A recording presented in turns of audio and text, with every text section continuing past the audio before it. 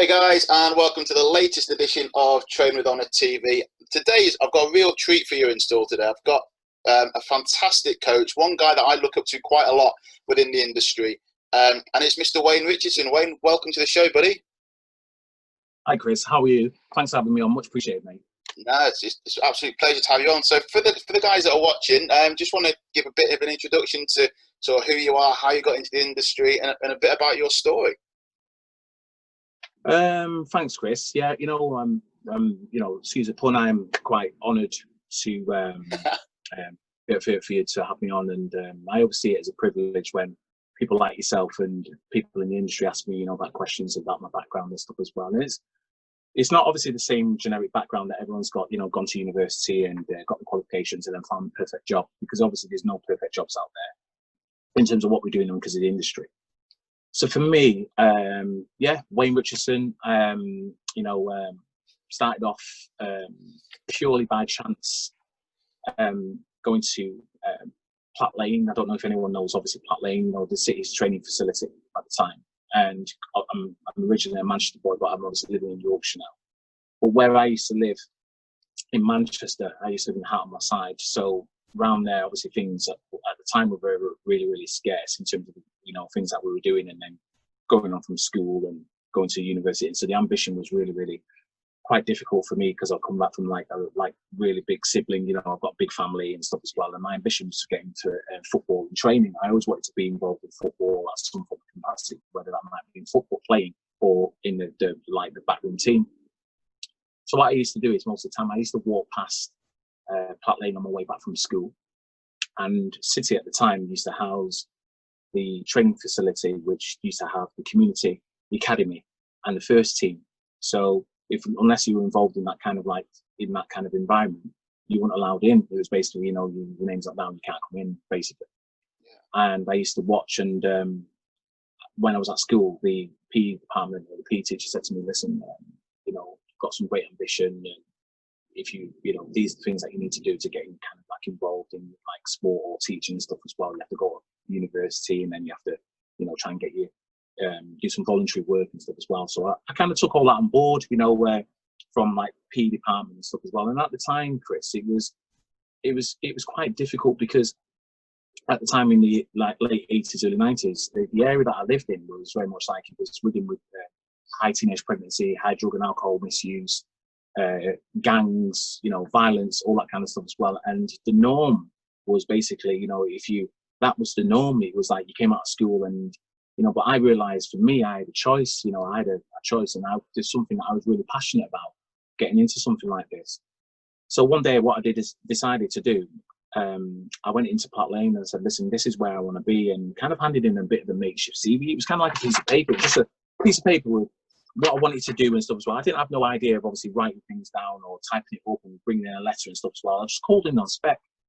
Yeah. And basically coaches at the time that laughed at me. One of them was like laughing at me and saying, you need these qualifications, you need this, you've got to get your license and all that kind of stuff. And at that time it was just football. There was nothing kind of like S&C, backroom team. It was just a backroom team. It was at the time, it was just like the manager, the assistant manager, one physio, one chief scout, the chairman, and it was very much like that. So there was no kind of like backroom team. There was no sports science. There was no sports psychology. There was no strength and conditioning department and stuff as well. So I found a really kind of like good idea to kind of get involved in that. So what they did was, at the time, I was quite taken back when I went back in, and the guy said to me, I've been trying to get in contact with you. I wondered if you want to come in and work with the community, sit in the community. And I went, wow, and it was kind of, I was still at school. I was 14, 15. I was still at school, coming in, watching the coaches, watching, so this was like from the community right up to the first team. So I spent most of my time, just probably about 3 or 4 years, just watching like different people, different coaches, the medical department, the managers, all that kind of stuff, how to set up the sessions, what to do, getting involved in the community element, speaking to the coaches, doing some community work, doing some work with the academy. And this was purely all voluntary. And I didn't know that this was going to basically set me up for what was going to come years on. And then in between that, I met my partner, my ex-partner at the time, and she was involved in athletics, and she used to train from Ashton at Mike Clegg's. So obviously the Olympic gym. Yeah, so everyone knows the Olympic gym, and then I realised that Mike was involved with Man United and stuff as well, and I said, well, this is a guy that I look up to. He's he's the forefront, a good coach, just down to earth, his methods, that's how he is, but didn't go to university, and didn't do the qualifications, didn't do anything, but his extensive knowledge and what he does and what he brings to the table is fantastic. And I spent a bit of time with him, and it was my eagerness to try and get involved in a football club, which I was already at, but trying to work first team. And he said to me, Wayne, listen, you've got years ahead of you. What you need to do is you just need to plan everything out, go and experience a few different sports rather than concentrating on one particular sport. And for me, Chris, at the time, it was just football. All I wanted to be is involved in football. And it was only when I went for a few interviews, when the Premier League then decided from there, when I was working at City, in '92, when the Premier League was formed, they then made it compulsory that you had to be qualified on a sports science degree, or MSc equivalent. And I didn't have them. So I had all the experience with my likes like the Olympic gym, Mike Clegg, and Man City, sitting in the community and working and having a look at the academy and stuff as well. And I had all this experience, but didn't have all the qualifications. So what I had to do then was then go back to university and study all my qualifications. So like, BSc, MSc and stuff as well. And then when I came back out of university after spending 5 or 6 years at university, every job I applied for, every interview I went for, it was a case of, we like you, Wayne, but you're too overqualified. And I couldn't understand it, Chris. I couldn't understand, and it just baffled me, because I kind of sympathise with all the university students and all the students and all these people that are going out there now at the moment looking for good jobs to spend X amount of time at university. Then you've then got to go for your UKSCA or your accreditations and stuff as well. Then to realise that the jobs that you're applying for are then, £20,000, £12,000, and it devalues basically the things that you don't. So it then comes down to experience, it then comes down to knowledge. But I had to go basically the long way around. So it was a case of spending about 8 to 10 years of voluntary work,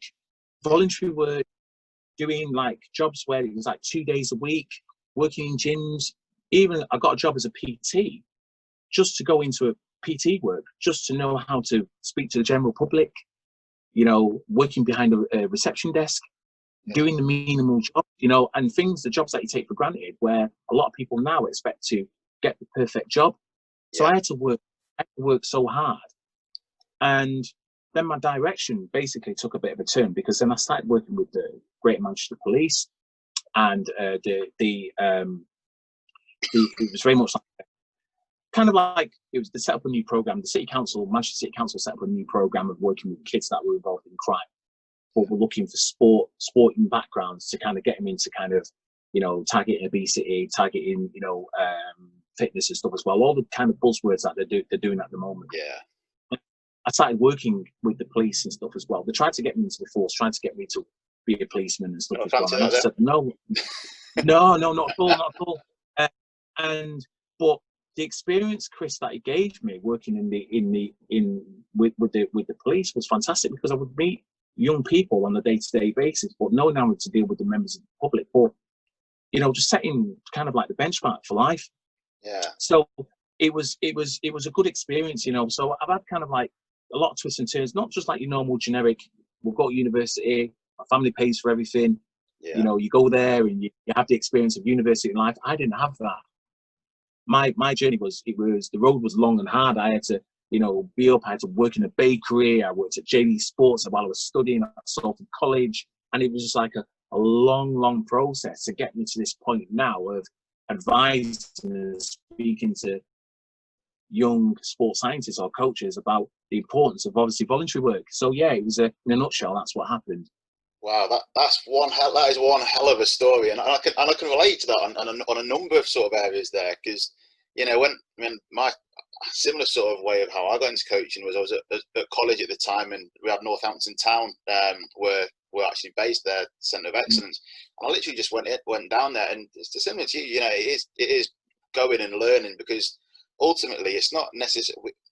There's a bit of a false conception, isn't there, Wayne, at the moment, where a lot of people think it's not just about what you know, but it's who you know. But realistically, it's a bit of both, isn't it, on that front?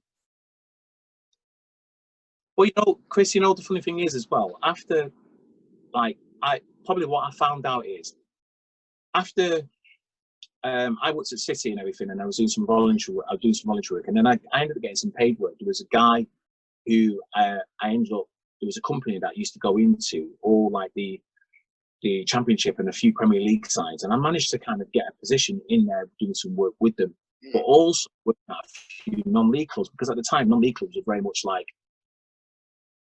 they were kind of like a floor with cash. And you know, a lot of the university students now are trying to get into a lot of non-league clubs. But back then, there was no sports scientists, there was no fitness coaches. Fitness was basically done by the coach. They used to just run you, take you onto hills, take you onto the beaches, you know, and all that kind of stuff as well. There was no kind of pre-planned programs or sitting down or doing any form of testing with any of the players and finding out where they are, peak height velocity. There was nothing at all. Mid-5 pulls, all that kind of stuff. There was nothing like that. And I then got an opportunity to work at Richardson Football Club just before Richardson went into the Conference Premier, and we were able to work out of Platt Lane because of my connections at Platt Lane. Yeah. The players that they was trying to bring in were near as damn it players out of the Football League, so they were looking to set up either businesses or they were looking to get into other bits of line of work while they were studying, and then still play football, keep their hands in football. Yeah. And so the attraction was the facility, the training. And then it became easy on games because then everything was done. So you were trying to near as damn it do it like very much like a professional football club. Yeah. And remember these years, Chris, what at the time, Mark Hughes had just left Man City. So I left Man City probably like 2007, 2008 season. Then I find out then when I'm on my way home that I then get sacked at Droylsden. I got sacked from Droylsden. Me and some coaching staff got sacked, and the 10 players were put on the transfer list because of poor results. Don't ask me why. And then there was a case of that year. I lost my parents, or I lost my mum. My gran died, and I was going through a massive divorce. So anything on that particular 2008, anything that could have happened did happen. And I looked and thought, well, what am I going to do now? I looked at Chris and I said, you know what am I going to do now? I don't know what I'm going to do. Trying to get into a team is hard because I'm applying for jobs and stuff as well, because everyone's kind of employing from within. Yeah, this is it. Yeah, and then I got a phone call from a coach who's now at Wigan, called Alex. He was one of the coaches. He's been there for years, and he said to me, Wayne, I've worked with the under-21s at England, and I'm working with a guy at Portsmouth at the moment who's looking for a sports scientist or strength conditioning coach. Would you be, do you want to go down there? And I've told him all about you. Told him that you've done some work in there, and like you mentioned before, Chris, it's not about what you know, it's who you know. Yeah. And I ended up going down for an interview. The interview, I got the application in October, and the interview wasn't until January.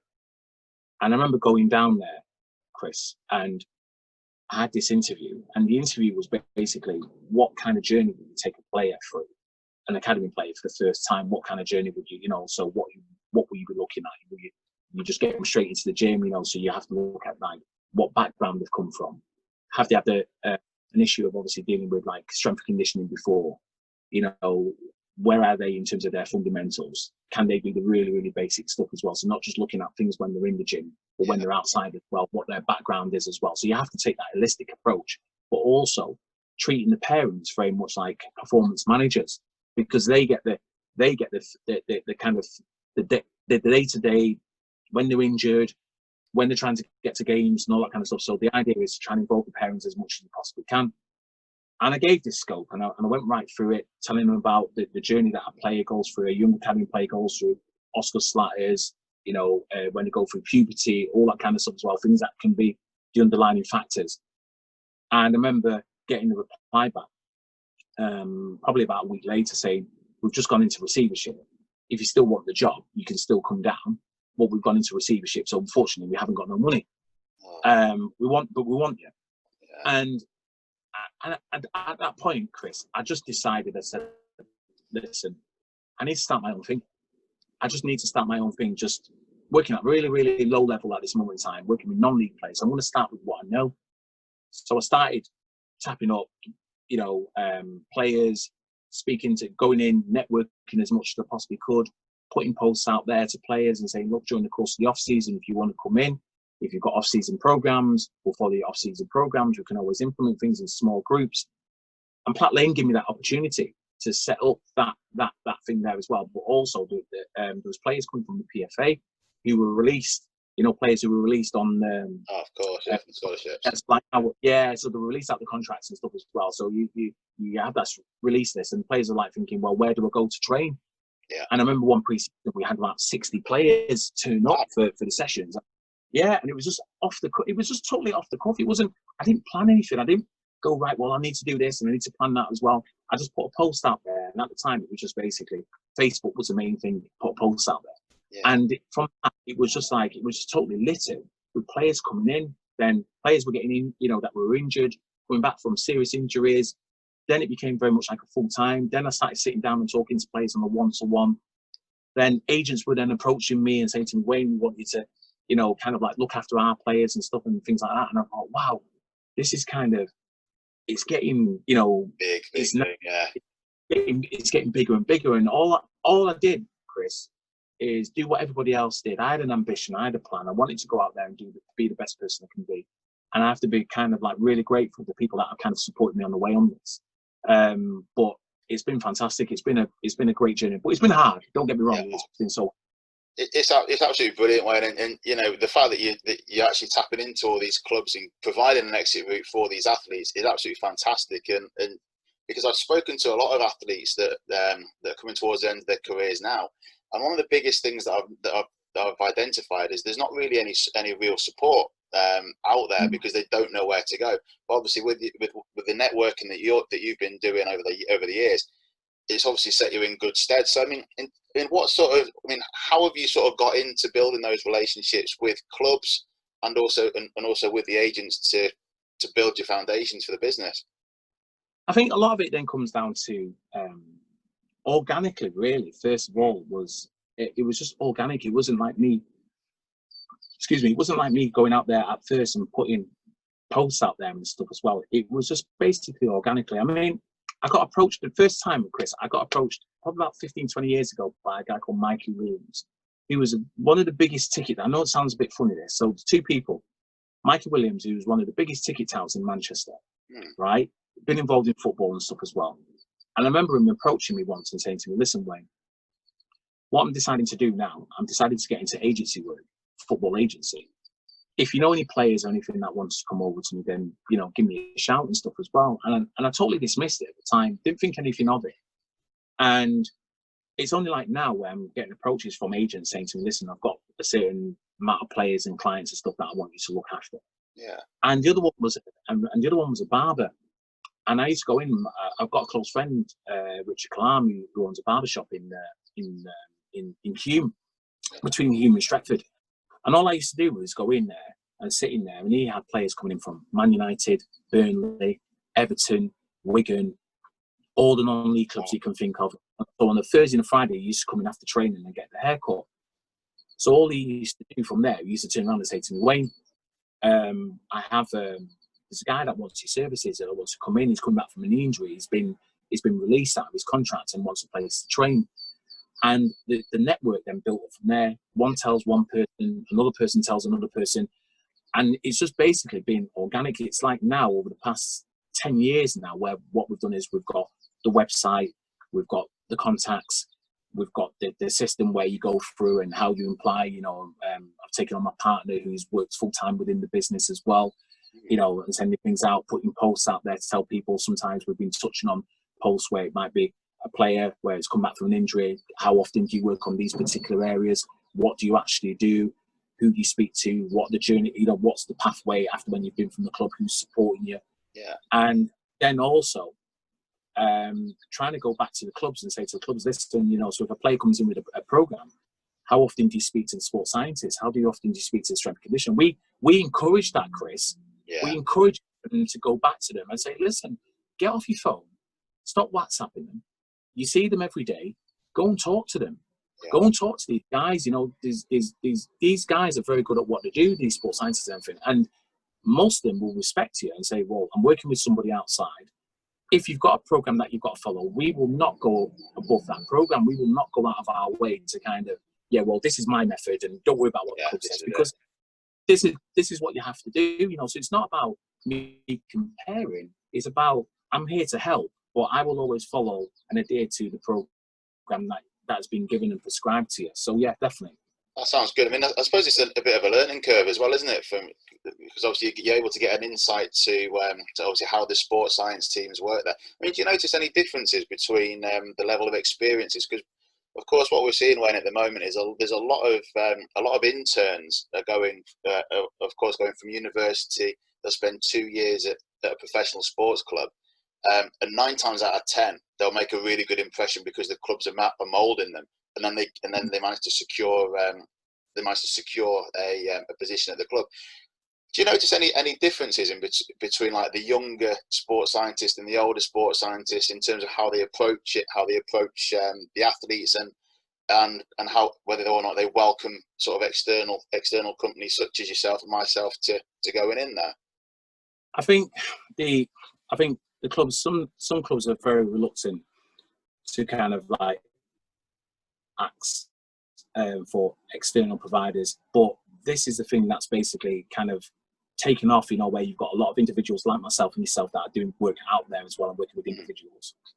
And the difficulty that you have is a prime example of this. I was working with a player from a championship club, and the head of football and the head of education felt, you know, he had a few issues and stuff as well, you know, so great footballer, not problems. He had a few issues and stuff, and they said, well, what we're going to do is we want him to work with individually with a coach and stuff as well. And because of my background in terms of like working in pupil referral units, working with you know, like Great Manchester Police and stuff as well, and all of that, I kind of use it as a bit of a mechanism to say, well, listen, you know, you can't be disrespectful to the coaches and the players and the people that are out there. So I was basically saying to him, look, you know, go back in there. You've got to have a bit of a plan. Speak to your coaches, speak to the managers and stuff as well. But don't disrespect them, you know, because at the end of the day, you're going to be cutting your nose off to spite your face. Yeah. And what I then did was, but the sports scientist who was heading up at the time was then very much like, why is he going there working with him? Why is he doing this? Why is he doing that? So what I did was, I wasn't disrespectful to this person. What I did was, I written this person a nice letter, a nice email, and said, this is who I am. These are my qualifications. I mean, I shouldn't have to justify myself. No, exactly. But what I thought what I'll do is I'll break the ice. And sometimes you have to be the bigger person in this, Chris. You have to be the bigger person and sometimes be humble pie. And what I did was I sent her a nice email and I invited her in to Taekwondo, where we're based at. And I said to her, you know, more than welcome to come in. If there's anything that you want me to follow, but bear in mind, I will follow the program that you've already prescribed for him. Because it's like he's with me, he's working with me. But whatever you've implemented and what you've done, I will not work against that. Yeah. So I tried to create a relationship with the club. Anyway, when we invited her in, the girl who was, she was a physio and she did a placement at Taekwondo. So as soon as she see me, she was then the physio at this club. As soon as she see me, it was like, big hug jumped onto me. What, you know, how you doing? Different scenario. This other person was like proper stunned. She was proper stunned. And I said, hello, I'm Wayne Richardson from Richardson Sport. How are you? Welcome, you know, this is our place. Well, we worked together before and all that kind of stuff. And, you know, that small community. I said, come on, let me show you around. And sometimes you have to be the bigger person in this as well. You know what I mean? And that's why I say to a lot of university students and sports scientists, when you go in, please ask questions, speak to them. It's going to be like your first day at school. Peck their heads, you know, talk to them, try and drain every bit of resource out of these guys and stuff as well, because, you know, they are full of knowledge, they are full of experience and stuff as well. And we're all going through this journey. And you'll always meet somebody who's going to say, you know what, I like you, you're keen, you're enthusiastic, you're willing to learn, you're willing to do the right things. And even though I class myself as experienced, I still have the same respect for that intern, because I was once an intern myself. Yeah. And the people that are out there that that are trying to get into jobs. That's why I've got time for everybody, Chris. I will. At first, my partner has come out of the corporate world. She was, she's been up there and works with some big companies. Yeah. And when I've received emails from people, she's her mindset is totally changed now. It's like, well, why are we speaking to these people there? They're not good. And I said, well, Emma, these people were interns once. They were in the same position as me. So if I can give them some bits of advice and help them, then you know what I mean. Then it's the referral system, isn't it? It is, yeah. It's each one teach one, Chris. Yeah. If somebody's struggling, help them up. Grab their hand, help them up. And do what you can, and give them a bit of experience and knowledge. And sometimes, it's very much like that for me. So I think the sports scientists at the moment, it's a difficult road.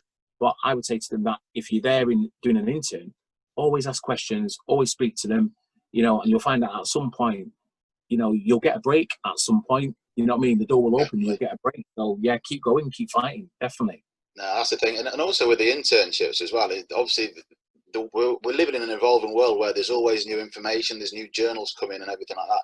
But I love the fact that you touched upon the mentoring side of it as well, which is something obviously that you're building a really good reputation for at the moment. And if you look at some of the athletes that you've worked with over the last sort of 5-10 years, in terms of what the reputations were to what they are now, and sort of the journey that they've been on, and I'd imagine this is because of the impact that you've had on them.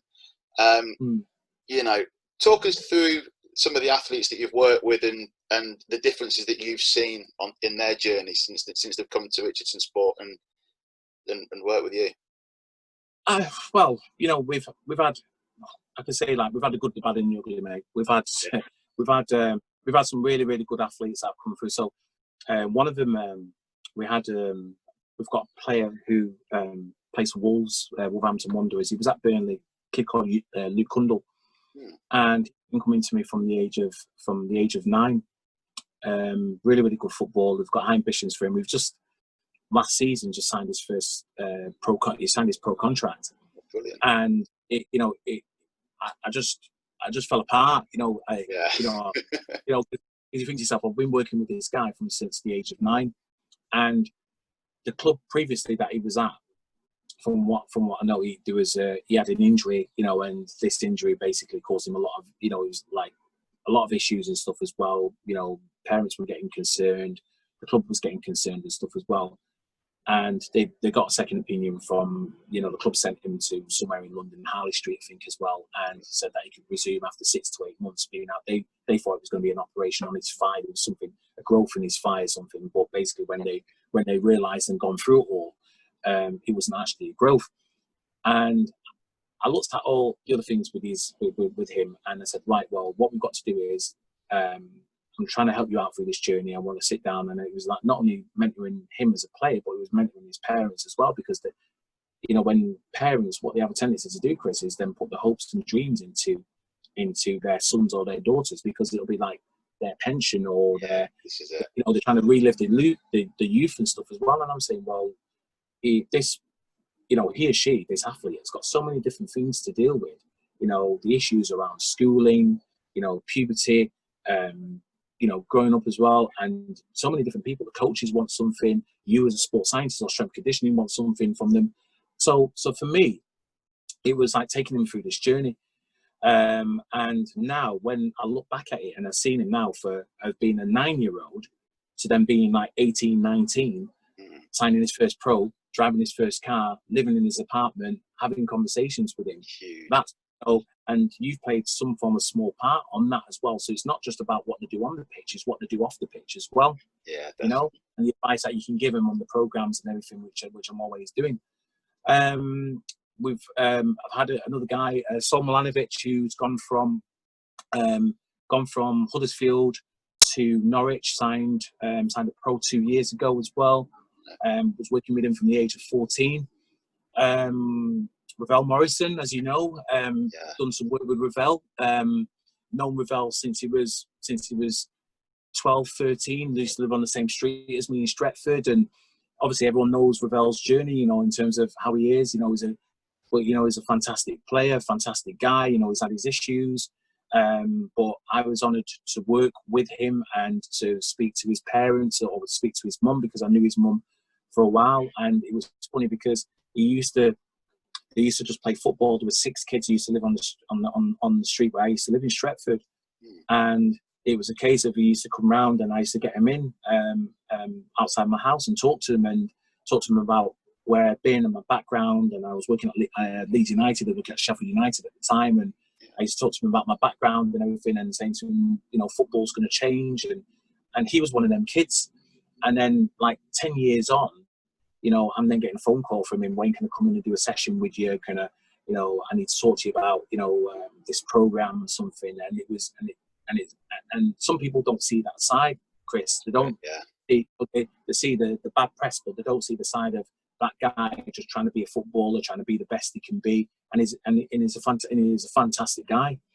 Mario Balatelli, same again with him.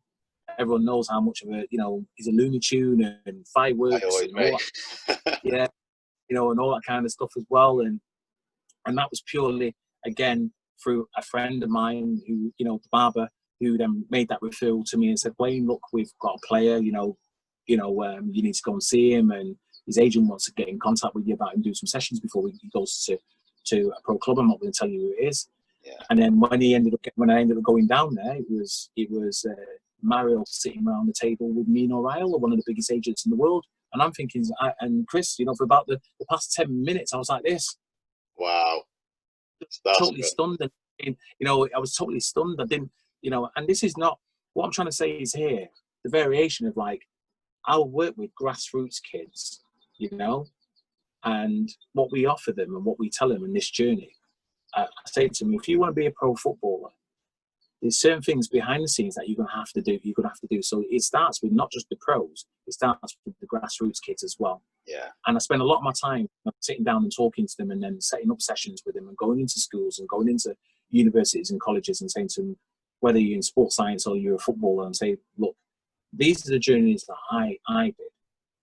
You know, learn from my mistakes. Do you know what I mean? Learn from my mistakes. And into the players now, I say to them, listen, you know, Wayne, I've got a problem with one of the coaches. You know, these are pros, full-time pros, Chris. I've got a problem with one of the coaches. And I'm saying, look, sometimes it's better to eat humble pie and go in there, because remember, these guys hold all the ace cards. So learn from them. Don't start cutting off your nose to spite your face, because you, A, won't be playing, yeah. B, the journey is difficult for you, and C, you've got to focus in terms of like where you want to be. So you've got to set your targets.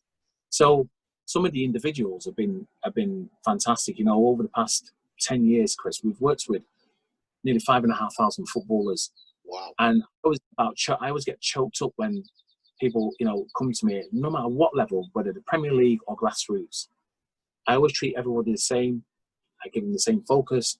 I say to them, listen, what are your ambitions?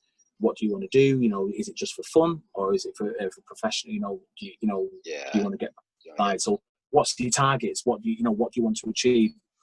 Yeah. So it's been brilliant. Hell of a journey. Yes, there's some absolutely fantastic stories. But the key message there, Wayne, is obviously treat everybody as the same, because ultimately, whether you're an elite athlete or whether you're a grassroots athlete, you're still human. And unfortunately, you know, touched upon with Al Morrison and Mario Balatelli, and you know, they're getting a lot of bad press. And it's a shame, isn't it, really, that we have to rely on the negatives for them to get out there almost, because unfortunately, people don't get praised enough for the good stuff that they do. I mean, you look at, you know, how Ravel's careers panned out, from obviously Man United to Lazio, and then now back in the Premier League. You know, that's of course through hard work and determination, which, you know, unfortunately, it doesn't get acknowledged, which is, and it's a shame really that they do that. I mean, you touched upon about the educational side, Wayne, in there as well, and of course you've done a bit of work with the police now. What were the biggest take homes that you found with working with the police? Because of course there's obviously going to be the discipline side of it, and there's going to be a lot of goal setting as well. What's been your biggest take homes from your journey so far? I think when I initially got that job, it was it was the same thing. I had networked with so many different people at that time when I was looking for a job in sports science, and I then get a phone call, totally Chris out of the blue. Wayne, we've seen that you've worked with so many kids and stuff as well. We think we want you to come in and have an interview and have a chat with us about a position that we've got for you, or for 5 people. And I spent most of my time, Chris, in and out of police cells.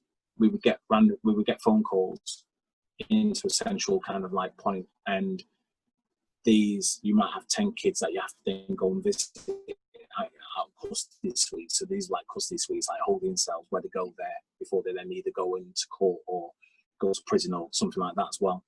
And I think what really turned my head into this as well at the time was a young man that I was dealing with. He was an ex-academy footballer, or was in an academy, and he was 14 and the father of 3. Okay, 14 and the father of 3, had 3 kids. Wow! And when I sat down, he was as big as us. He was tall. He was a big guy. He was probably, I thought he was probably about 18, 19, Chris, at the time. It's called, is it by biological age is sort of like tenfold up, isn't it? So, like you always used to get them kids at school where you used to see it, and you used to think, well, you're that tall and you could potentially do anything, but they get to a point where they're going to plateau, they're not going to change, it's still going to be the same tall kid, but they're not really going to do anything.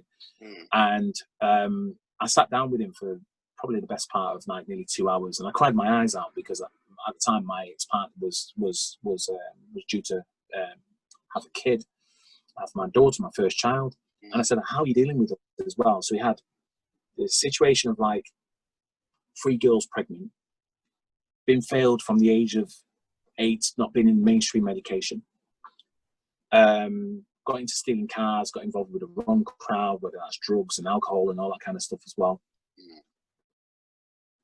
And he turned around to me and he said, nobody has ever helped me.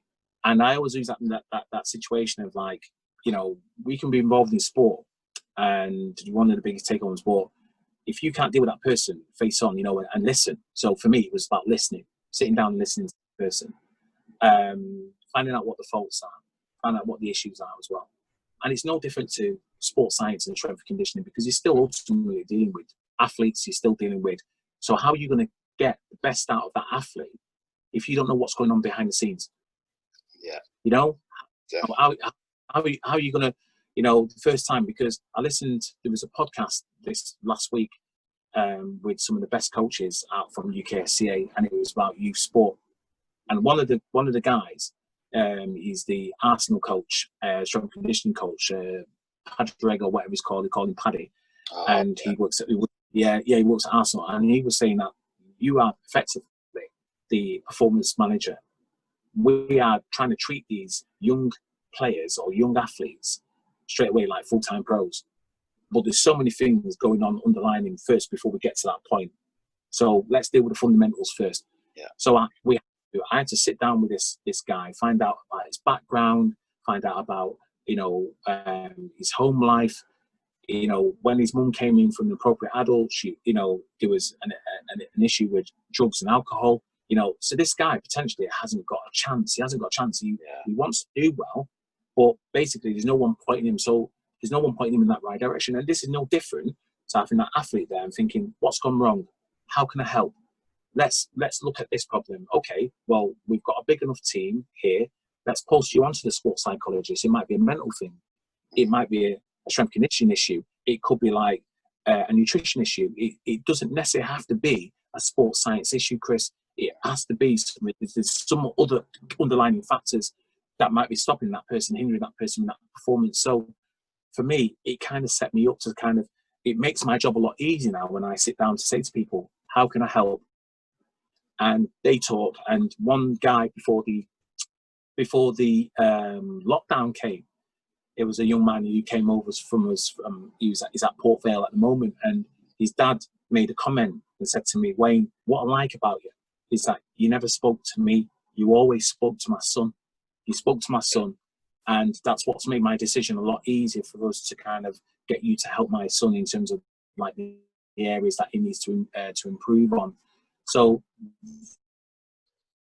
that for me, that 5 years of spending with the police, Chris, and working in like in and out of custody suites, and like move forward. So it was brilliant. That I think you've differentiated yourself straight away from what a lot of coaches do not do, and that is of course knowing the athlete. Because of course, if you don't know the athlete, then you're not going to get the most out of them, are you? And I think this is why you have so much, why you've got such a good reputation, and you work with the clientele that you do, is because of how in detail and how much work that you put in behind the scenes for that. But Wayne, it's been absolutely fantastic and an absolute privilege to have you on the show. I could speak to you for absolute hours on end, but I know you're a busy man. So for the guys that want to find out more about you, and even approach you to do some work with you, how can they get in touch? Richardsonsport.co.uk, email address, so just Wayne@richardsonsport.co.uk, or just Richardson Sport. We are in the process of obviously just waiting to find out what goes on with GB Taekwondo, so it'll probably be about a phased return. But I'm obviously now, as you know, I'm still from a different venue, still working this stuff as well. And I'd be delighted to kind of help and advise and speak to people. I'm always, drop us an email, go on the website. Obviously, the website is undergoing a massive revamp now in terms of like what's happening, and more content's going on there and the things that we're looking for. We've started this year. In the next couple of months, we're looking at a mentoring program as well, where I'm taking on 5 sports science students or strength conditioning students in terms of like my journey and the mistakes and the pitfalls and all that kind of stuff, and interviewing techniques and all that as well, and doing that on Zoom, which has been really good, which has been a great revelation. Yeah. So yeah, just Wayne@richardsonsport.co.uk, and check out our site, richardsonsport.co.uk as well. So yeah, it'd be an absolute privilege. That's fantastic. Well, Wayne, I really do appreciate your time. I'm sure that there's a lot of golden nuggets that the guys and girls can take out of that. So thanks very much for coming on the show, and I look forward to hopefully post-lockdown having a catch-up over a coffee. Yes, I'll talk to you soon, definitely. It'd be great to see you, my friend. Thanks very much for your time. Fantastic. Have a great day, Wayne. Thanks a lot, buddy. Bye for now. Bye-bye.